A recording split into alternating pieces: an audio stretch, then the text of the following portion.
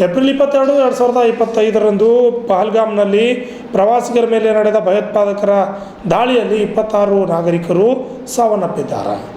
ಈಗಾಗಲೇ ಬಿಜೆಪಿ ಸರ್ಕಾರಗಳು ಇದ್ದ ರಾಜ್ಯಗಳಲ್ಲಿ ಈ ಕುರಿತು ಶಿಸ್ತಿನ ಕ್ರಮ ತೆಗೆದುಕೊಳ್ಳಲಾಗಿದೆ. ಪಾಕಿಸ್ತಾನಿ ಅನಿವಾಸಿಗಳನ್ನು ಈಗಾಗಲೇ ಹೊರಗೆ ಕಳುಹಿಸಲಾಗಿದೆ.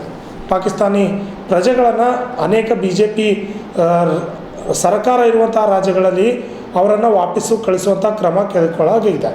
ಆದರೆ ಕರ್ನಾಟಕ ರಾಜ್ಯದಲ್ಲಿ ಇನ್ನೂ ಆ ರೀತಿಯಾದಂಥ ಶಿಸ್ತುಬದ್ಧ ಕ್ರಮ ಕೈಗೊಂಡಿಲ್ಲ ಎಂದು ಬಿಜೆಪಿಯ ಪ್ರಬುದ್ಧರ ಪ್ರಕೋಷ್ಠದ ರಾಜ್ಯ ಸಂಚಾಲಕರಾದ ಬನ್ನಪ್ಪ ಬಿಕೆ ಅವರು ತಿಳಿಸಿದ್ದಾರೆ. ಪತ್ರಿಕಾ ಭವನದಲ್ಲಿ ನಡೆದ ಸುದ್ದಿಗೋಷ್ಠಿಯಲ್ಲಿ ಮಾತನಾಡಿದ ಅವರು, ಯಾವ್ಯಾವ ರಾಜ್ಯಗಳ ಬಿಜೆಪಿ ಸರ್ಕಾರಗಳಿವೆ ಅಲ್ಲಲ್ಲಿ ಸರಿಯಾಗಿ ಕ್ರಮ ಕೈಗೊಳ್ಳಲಾಗಿದೆ.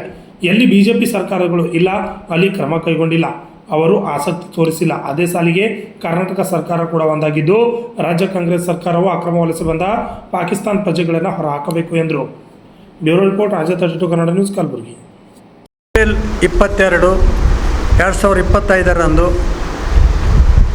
ಉಗ್ರರು ಕಾಶ್ಮೀರ್ನಲ್ಲಿ ಅಮಾಯಕ ಪ್ರಯಾಣಿಕರ ಮೇಲೆ ದಾಳಿ ಮಾಡಿದರು. ಇದರ ಪ್ರಯುಕ್ತ 26 ಜನ ತೀರಿಕೊಂಡರು. ಅದರ ಪ್ರಯುಕ್ತ ಕೇಂದ್ರ ಸರ್ಕಾರ ಅನೇಕ ಕಟ್ಟುನಿಟ್ಟಿನ ಕ್ರಮಗಳನ್ನು ಕೈಗೊಂಡರು ಪಾಕಿಸ್ತಾನದ ವಿರುದ್ಧ. ಅದರಲ್ಲಿ ಒಂದು ಅತಿ ಮುಖ್ಯವಾದದ್ದು ಏನೆಂದರೆ,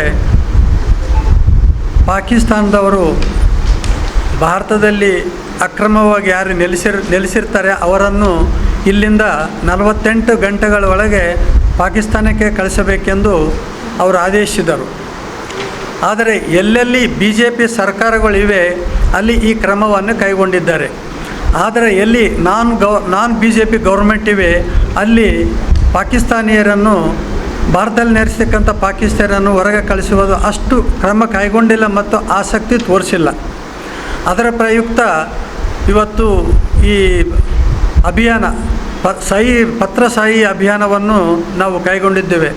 ಯಾಕೆಂದರೆ ಇದರಿಂದ ನಾವು ಗವರ್ನರ್ಗೆ ಕಳಿಸ್ತೀವಿ, ನಾವೆಲ್ಲ ಸಹಿ ಮಾಡಿ ಗವರ್ನರ್ದವರು ರಾಜ್ಯ ಸರ್ಕಾರದ ಮೇಲೆ ಒತ್ತಡ ತರುತ್ತಾರೆ. ಇಲ್ಲಿ ಇರ್ತಕ್ಕಂಥ ಕರ್ನಾಟಕದಲ್ಲಿ ಇರ್ತಕ್ಕಂಥ ಪಾಕಿಸ್ತಾನದವರನ್ನು ನೀವು ಇಮಿಡಿಯೇಟಾಗಿ ಪಾಕಿಸ್ತಾನಕ್ಕೆ ಕಳಿಸ್ಬೇಕಂತೇಳಿ ಇದು ಎಲ್ಲ ಕರ್ನಾಟಕದ ಜನರಲ್ಲಿ ಜಾಗೃತಿ ಆಗಬೇಕು ಮತ್ತು ಎಲ್ಲರಿಗೂ ಗೊತ್ತಾಗಬೇಕು ಈ ಸರ್ಕಾರದವರು ಏನು ಮಾಡುತ್ತಾರೆ ಎಂಬುದು ಉದ್ದೇಶದಿಂದ, ದೂರದೃಷ್ಟಿಯ ಉದ್ದೇಶ ಇವತ್ತಿನ ಈ ಪ್ರೆಸ್ ಮೀಟಿನ ಮುಖ್ಯ ಉದ್ದೇಶವಾಗಿದೆ.